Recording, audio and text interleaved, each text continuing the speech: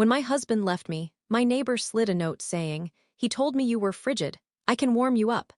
Then started moaning shirtless outside my window daily, until I found his hidden tree cameras and Livestream link and sent it to his wife, boss, and HOA. I was standing in my kitchen in Cedar Rapids, Iowa, holding that crumpled note again, the one my neighbor slid under my door the day my husband left. I don't know why I kept it. Maybe because it felt like the first sign that something in my life had cracked open and started leaking. But that morning, as I stared out my back window, I realized the note wasn't the worst part anymore. What was worse were the cameras, tiny ones, hidden in the branches of the maple trees between our yards. I only saw them because the sun hit the leaves just right and something glinted, like a small metal blink. Curious, I stepped closer. When I brushed the branch, I saw the lens. Then another. Then another. My stomach dropped so hard I had to grab the railing. For weeks I'd tried to tell myself I was imagining the way my neighbor, Mark, kept showing up shirtless in his yard every single day. Loud grunts, moaning noises that sounded staged. Him bending over right in my line of sight, staying there for too long. Sometimes he'd pretend to be fixing a sprinkler or picking up a tool, but he always angled himself toward my windows, always watching for whether I reacted. I had reported it. Twice. And both times the officers gave me the same look, like I was a lonely, dramatic woman going through a divorce and reading too much into things. "It's weird," one officer admitted, "but he's allowed to work shirtless in his own yard. Unless he's trespassing or threatening you, there's not much we can do." But cameras were different. Cameras crossed a line so far past normal that my hands started shaking before I even processed what I was seeing. I snapped a picture of the first one. Then the next. I started searching the trees, the fence line, the shrubs. More glints, more tiny devices, some tucked into leaves, some zip-tied behind branches. By the time I walked around the full perimeter, I had counted at least 7. 7 cameras pointed directly at the windows of my house. And as I stood there in the backyard, clutching my phone, hearing the faint buzz of traffic beyond the cul-de-sac, everything inside me went still. Because suddenly the note made sense. The looks made sense. His comments, his timing. His weird habit of being outside every time I opened my blinds. He wasn't flirting. He wasn't being creepy in the normal, annoying way. He was watching me, recording me. My breath hitched. I backed up toward the house, trying not to make noise, trying not to let the feeling rising in my chest turn into a full panic attack. I locked the door, pulled the blinds tight, turned off every light. And then I saw movement through the slit between the blinds. Mark, standing in his yard, shirtless again, only this time he wasn't pretending to do yard work. He wasn't moaning. He wasn't bending. He was just standing there, staring straight at my house with this slow, smug smirk I had never seen before. Like he knew. Like he knew I had finally discovered what he'd been doing this whole time. My heart pounded so hard my vision pulsed. I grabbed my phone to call the police again, but something stopped me, something I couldn't explain yet. A feeling, a suspicion. A tiny, horrible thought that maybe these cameras weren't even the worst part. Because as I zoomed in on one of the pictures I'd taken, I noticed a number etched into the side of the device. A number that made my chest go cold. That wasn't consumer equipment.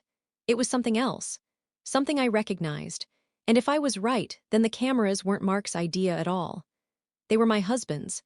When I first moved to this neighborhood in Cedar Rapids, I honestly thought I'd landed in one of those quiet, safe pockets of suburbia where nothing dramatic ever happens.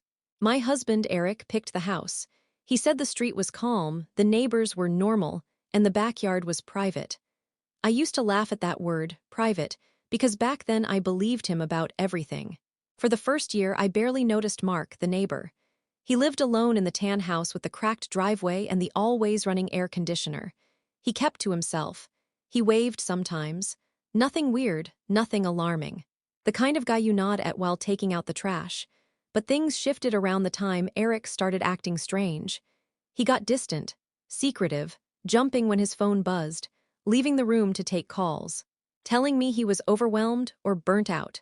He was a tech guy, IT systems for a mid-sized company downtown, and he often brought home gadgets and cables and tools I didn't understand. He'd spend nights in the basement testing equipment, and I just accepted it. I trusted him. The cracks showed slowly. First, he stopped touching me. Then he stopped talking. Then he started acting annoyed when I asked small things, like what he wanted for dinner or whether he'd be home late. One night he snapped, "Can you stop hovering? Jesus, you're suffocating." I remember freezing in the doorway, holding a laundry basket, wondering how the man who used to kiss the back of my neck for no reason could look at me like that. Soon he stayed out later, drank more, came home smelling like a mix of cologne and guilt. I wasn't stupid. I suspected cheating.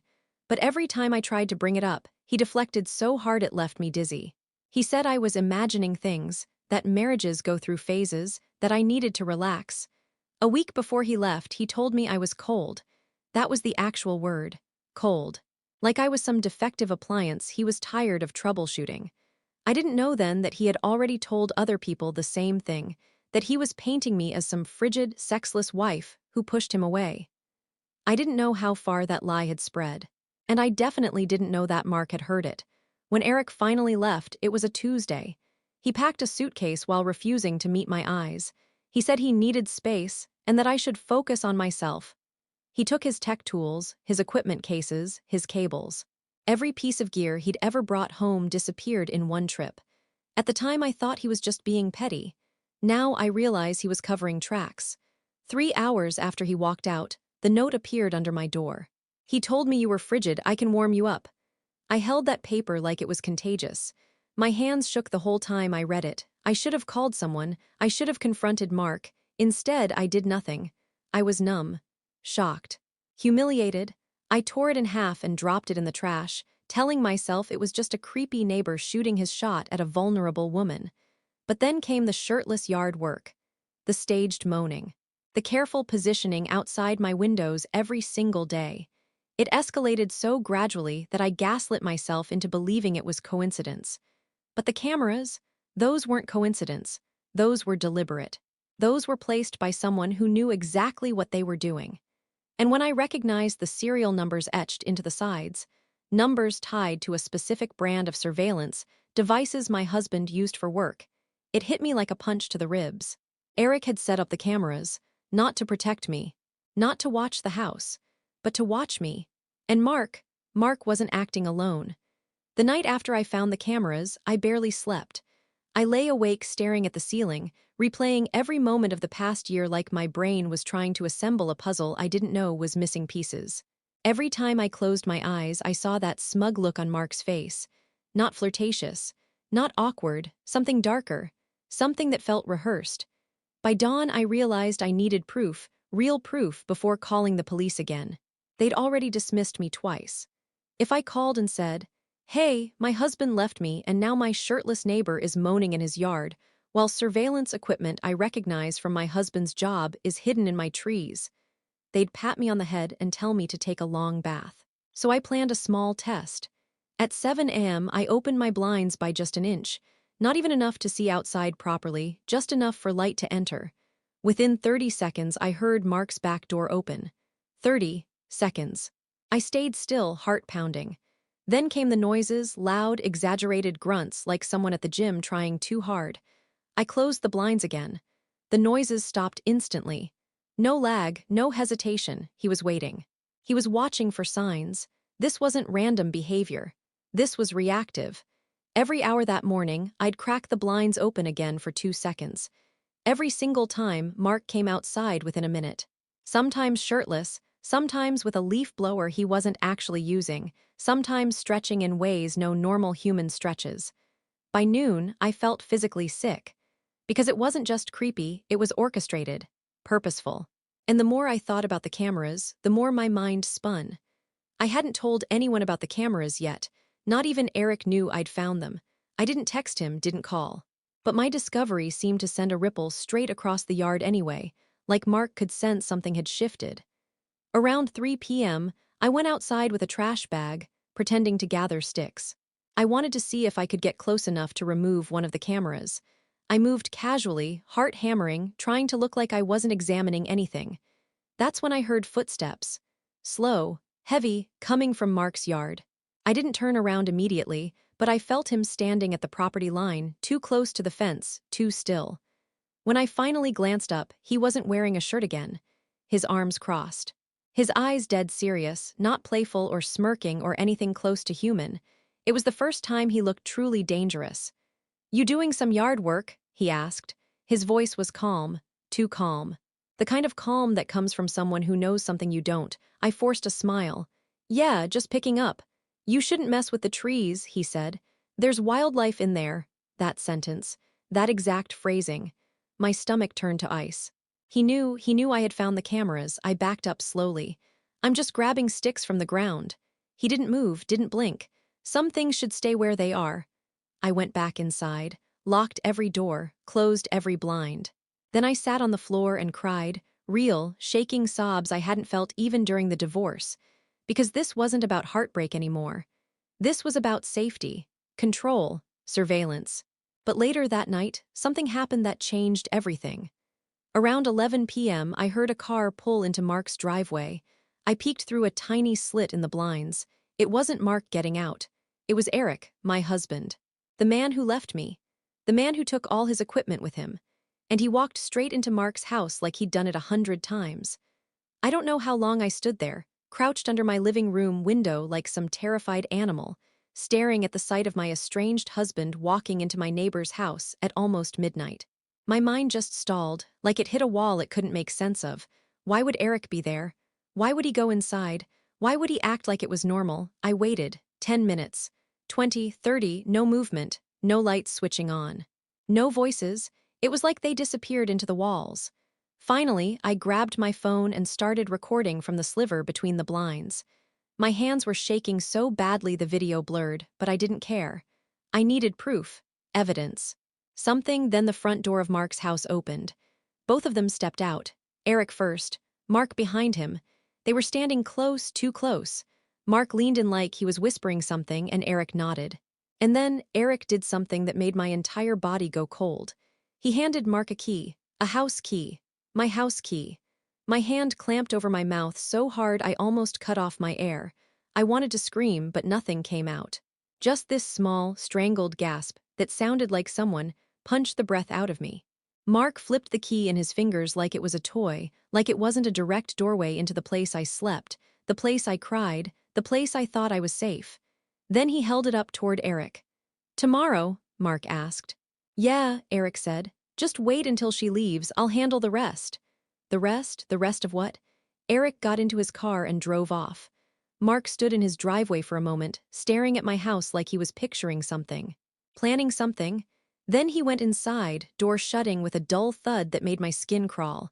I backed away from the window until my shoulders hit the wall. My entire chest burned. My throat tightened. For the first time since the divorce, I felt real fear. Not heartbreak, not sadness, fear. The kind that makes your body feel borrowed, like you're watching yourself from far away. Eric didn't just leave me. He didn't just badmouth me, he didn't just cheat on me, he set me up. I thought about the cameras, the serial numbers, the missing equipment, the note. Mark's sudden, creepy behavior that started the exact week Eric grew cold. The police shrugging me off, the timing of everything. None of it was random. None of it was coincidence. Eric had fed Mark stories about me, stories that painted me as vulnerable, lonely, frigid, whatever he thought would make me easy prey. And Mark, he bought it. Or maybe he didn't. Maybe he just didn't care. Maybe he was looking for a target and Eric served me up on a platter. But the cameras, that part felt too coordinated. Too technical, too intentional. This wasn't two creeps acting independently. This was a partnership, a collaboration, a plan. I replayed their words in my head. "Just wait until she leaves, I'll handle the rest." It looped like a nightmare I couldn't wake from. Were they planning to break in? Plant something, record something, hurt me? Did they expect me to be at work tomorrow? Did Eric still have access to my schedule somehow? My phone buzzed in my hand, jolting me. A text from an unknown number. Just 7 words. "Don't go anywhere tomorrow, for your safety." I dropped the phone like it burned me, because the number wasn't random. It was Eric's work phone number, the one he hadn't used in months. The one he used only for surveillance operations. I didn't sleep at all after that text. I curled up on the couch with every light off, clutching a kitchen knife like that would somehow make a difference if either of them decided to use the key and walk right in. Every sound outside made my pulse spike. Every creak of the house felt like a warning. By morning, I had only one clear thought left. I needed to stop reacting and start planning. The first thing I did was gather every piece of information I had. Photos of the cameras, recordings of Mark's behavior, screenshots of the text from Eric's old work number, the video of them exchanging my key. I backed everything up twice. One copy on a flash drive I hid in my car, the other in a cloud folder under a fake name. Then I grabbed my keys and purse and headed for the door, only to freeze. Mark had told Eric to wait until she leaves. Leaving meant giving them exactly the window they needed. And the text, "Go anywhere tomorrow, for your safety," felt less like a warning and more like a threat disguised as concern. Fine, I wouldn't leave, but that didn't mean I'd sit here waiting to be ambushed. I stepped away from the door and went upstairs instead. From my bedroom window, I could see Mark's house easily. His blinds were closed. No movement, no sound. But something about the stillness felt staged, like he wanted me to believe he wasn't watching. I needed outside help, but not the police. Not yet. They'd already blown me off twice, and if Eric and Mark were working together, or if Eric had convinced Mark he had some kind of dirt on me, I wasn't risking them shrugging me off again. So I called the one person Eric always underestimated. My older sister, Jenna. She lived an hour away in Davenport and hated Eric with a slow-burning passion she usually reserved for scammers and corporate landlords. The second she heard the tremor in my voice, she didn't joke, didn't tease, didn't ask if I was overreacting. She said, "I'm on my way," and hung up. While I waited, I started my own counterplan. First, I walked through every room, filming everything: windows, doors, vents, smoke detectors, anywhere someone could hide a camera. The more I looked, the more paranoid I felt, but nothing else turned up inside. Whatever surveillance they'd set, it looked like it was centered outside. Good. That meant I still had control of my own house. Next, I went into Eric's old office, the one he'd emptied out so thoroughly it had given me a weird feeling even before all this. I dug through the closet and found something I'd forgotten about, a small, locked metal box he used for work files. He must have thought I wouldn't notice it was still here. I noticed. I pried it open with a screwdriver. Inside were folders, old projects, code notes, equipment receipts. Most of it meant nothing to me, but then I found one folder labeled with our address. And inside it, printed maps of our backyard with marked camera locations. Notes about angles, hand-drawn diagrams of sightlines into each window, and a checklist at the bottom that made my blood pressure spike into my ears. Mark, distraction/behavioral pressure Eric. Technical setup, access final goal, confirm response under stress. Record, document, evaluate. Evaluate what? My behavior, my emotions, my reactions. My hands started shaking so hard the papers rustled like leaves. None of this was about lust or loneliness or divorce. It was something colder, more organized, more planned. Just then my phone buzzed again. "Jenna, pull into your driveway in 5. Don't let your neighbors see me." I pocketed the documents, shoved the box back where I found it, and rushed downstairs. And that's when I saw it. A shadow near my back fence. Someone standing there, watching, waiting, not Mark, someone taller. Someone moving toward my back door like they already knew exactly where it was. At first, I thought my eyes were playing tricks on me. The early afternoon light threw long shadows across the backyard, and for a second, I convinced myself the figure by the fence was just one of the trees shifting in the wind. But then it moved, slow, purposeful, a tall silhouette stepping out from behind the maple, heading toward my back door like he'd walked that path 100 times. My throat closed. Mark wasn't tall. Eric wasn't either. This was someone else. I ducked behind the kitchen counter, heart hammering against my ribs so loudly I could hear it in my ears. My first instinct was to call Jenna, tell her not to pull in, tell her to stay away, but my phone buzzed before I could dial. "Unknown number. He's early. Stay quiet." My blood went cold. Early? Early for what? I crouched lower, peeking just enough to see the shadow move closer to the house. The man, because it was definitely a man, wore a dark hoodie, hood pulled up, head down. He wasn't creeping. He wasn't checking if the coast was clear. He walked straight toward my back steps like he had every right to be there, like he belonged there. I grabbed the knife beside me, my hand slick with sweat. I wanted to run. I wanted Jenna to somehow sense danger from a mile away and magically appear with a baseball bat. Instead, the hooded man leaned toward the door and said, low enough that I barely heard it through the glass, Eric. You sure she's gone? My stomach lurched. Another one. Another person involved. Before I could make sense of it, headlights swept across the front of the house, Jenna's car turning into the driveway. No, no, no, no, no, the hooded man stiffened. Then he bolted back toward the fence, scaling it so fast it barely seemed human. Within seconds, he disappeared into Mark's yard. I scrambled up, ran to the front door, and yanked it open. Jenna barely had her door closed before I was on her. Someone was in the backyard, someone who isn't Mark or Eric. He tried the door, he asked if Eric said I'd left. Jenna, there's more than two of them, there's.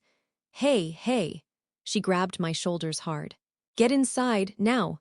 Once we were locked in, I showed her the surveillance folder, the printed diagrams, the checklist. I told her what I saw, what I heard, what the text said, how many cameras I found. She read every page slowly, her jaw tightening more and more with each line. Jesus Christ, she sat back. This isn't cheating, this isn't harassment, this is organized. She tapped the word evaluate on the checklist. This sounds like some kind of unofficial behavioral study, or obsession, or, she stopped. Her eyes locked onto one detail on the printed diagram, a name scrawled near the bottom, a signature. It wasn't Eric's handwriting. At first I didn't understand.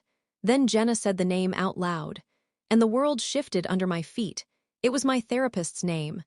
My therapist, Dr. Calvin Wright, the one I'd been seeing for 8 months since Eric started pulling away. The one who insisted I explore trust issues and attachment wounds. The one who always seemed a little too curious about my marriage. The one who took clinical notes like he was writing a damn novel. The one who sometimes asked questions that felt wrong. He had signed the diagram. The cameras weren't Eric's idea. They weren't Mark's idea. They were his. My therapist was involved. I stared at the signature like it wasn't real, like my eyes were making up shapes from panic and exhaustion. But the handwriting was unmistakable. Small, tight letters, the same way he wrote on the worksheets he'd hand me at the end of sessions. The same looping, see, he used for his name. The same careful, almost too neat script. My therapist, involved in this. Jenna whispered, "What the hell was he doing with your husband?" I didn't answer. I couldn't. I just felt something hot and electric crawl up the back of my neck. A buzzing panic, a dawning horror. The folder didn't make sense until it suddenly did. I opened the checklist again. My eyes scanned the words over and over until they clicked into a chilling pattern. Mark, behavioral pressure Eric, technical setup, access final goal. Confirm response under stress. Record, document, evaluate, evaluate, evaluate, evaluate. My mind snapped back to months of therapy sessions, him asking, "Do you ever feel watched? What makes you feel unsafe? How do you react when men show interest? What does betrayal trigger in you emotionally? If someone pushed your boundaries, what would you do?" At the time, I thought he was helping me, guiding me, getting me to open up. But now it felt like every question was research, scouting, testing my vulnerabilities like he was mapping out where my mind was softest. Jenna kept flipping through the pages. "There's more," she said quietly. She pulled out a half-page note. I took it and felt my stomach drop. It was written in his handwriting.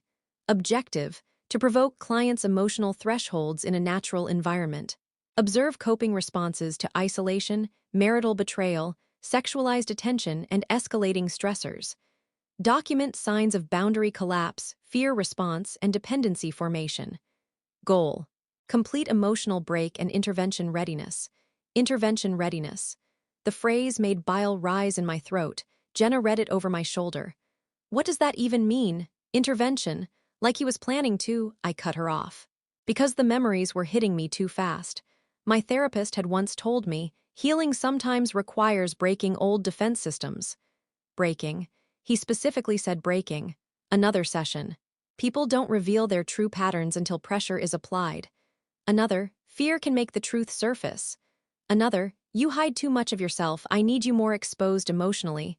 Exposed, emotionally, physically, in my own home. I remembered something else. The time I mentioned Mark creeping me out months ago. Dr. Wright didn't seem alarmed. He didn't tell me to document it or report it. He just said, "How does that attention make you feel?" Not is it safe, not is it harassment, just how does it make you feel, because he wanted data. He wanted reactions. He wanted to watch me unravel.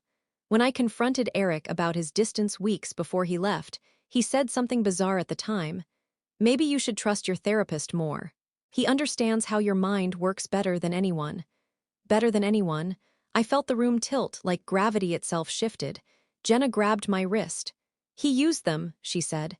Your husband, your neighbor. He used them like tools. Tools. Mark's harassment wasn't random. Eric's coldness wasn't random. The divorce wasn't random. The cameras weren't random. My therapist orchestrated every piece of this nightmare under the guise of treatment. To break me. To study me. To observe what I did when the world collapsed. A controlled emotional demolition. Of me, I couldn't breathe. Jenna looked at me with wide eyes. So the guy in the backyard, you think that was him? I shook my head slowly. No, I whispered. He wouldn't show up himself, not yet. He'd send someone to escalate me to the breaking point. And then I said the part that made Jenna shudder. He wasn't trying to hurt me. I swallowed hard. He was trying to finish his experiment. The moment I understood what Dr. Wright had been doing, what Eric and Mark had helped him do, something inside me snapped cleanly, like a wire pulled too tight for too long finally breaking. The fear didn't disappear, but it shifted, hardened, focused. I wasn't going to be anyone's experiment. Jenna saw the change in my face and didn't argue when I said, "We're ending this today." We started with proof. I emailed everything. The surveillance diagrams, the backyard video, the cameras, the texts to 3 places at once. The Iowa Board of Behavioral Science, Eric's employer, and a lawyer friend of Jenna's. I used an auto-send function timed for midnight, in case something happened to me before then. I also sent copies to myself under a burner email, and one to a private Facebook group of Jenna's friends who worked in local news. Then we moved on to the cameras. Together we tore them down one by one. Jenna held a long broom, I climbed a ladder. Every time we found another device zip-tied to a branch, I felt another layer of fear dissolve. I bagged them in a gallon freezer bag and labeled it "Evidence Do Not Touch." While we worked, Jenna muttered, "Let him come out here. Let him try something." I wanted him to. I wanted all 3 of them to show up. But the yard stayed quiet.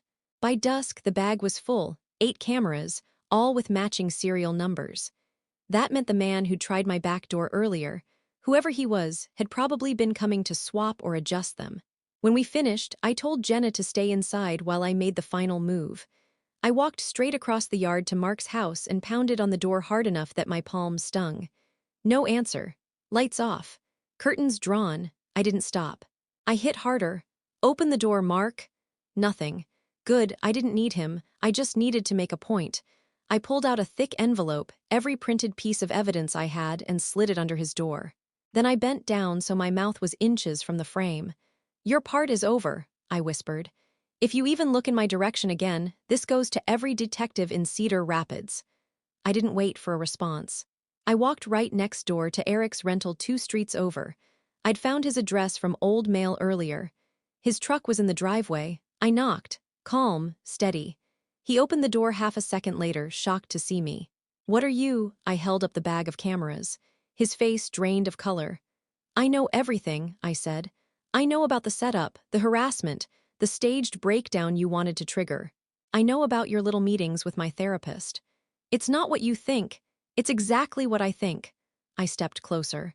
"And in 3 hours, this evidence gets sent to your employer unless I manually stop it. The board has it too. The lawyer has it too. Try to erase anything and it only gets worse." He opened his mouth to argue, but I cut him off. "Oh, and Mark already got his copy. Good luck cleaning that up." He swayed like I'd punched him. "Stay away from me," I finished. "Stay away from my house. Stay away from my life." Then I walked away without looking back. The last stop was Dr. Wright's office. The building was dark, closed for the weekend. I didn't need him to be there. I taped a final envelope to his door labeled "Patient Observation 1, you failed." Inside was a USB drive loaded with everything, plus a short note. "You wanted to break me. You didn't. Now it's your turn." By midnight, every auto-send went out. By morning, I had 3 voicemails from investigators, 1 email from a reporter asking for comment, and a text from Jenna that simply read, "They're done." And they were. Eric's company suspended him pending investigation. Dr. Wright's license was frozen. Police opened a harassment and illegal surveillance case on Mark. All 3 tried contacting me. I didn't respond to a single one. Instead, I sat on my porch with a mug of coffee, breathing the first clean air I'd felt in months. I didn't win because I was strong from the start. I won because when they pushed me to my breaking point, I pushed back harder.